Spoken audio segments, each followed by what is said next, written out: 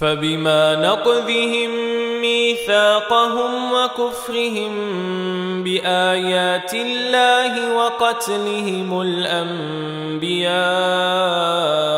بغير حق وقولهم قلوبنا غلف بل طبع الله عليها بكفرهم فلا يؤمنون إلا قليلا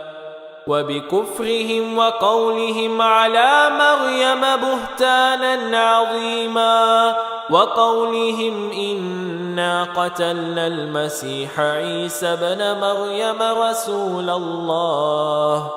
وما قتلوه وما صلبوه ولكن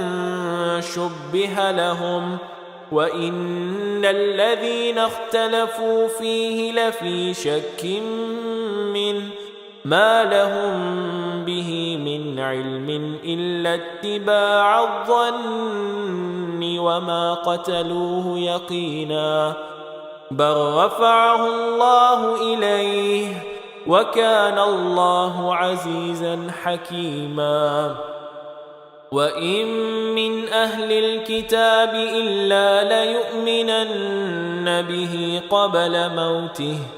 ويوم القيامة يكون عليهم شهيدا.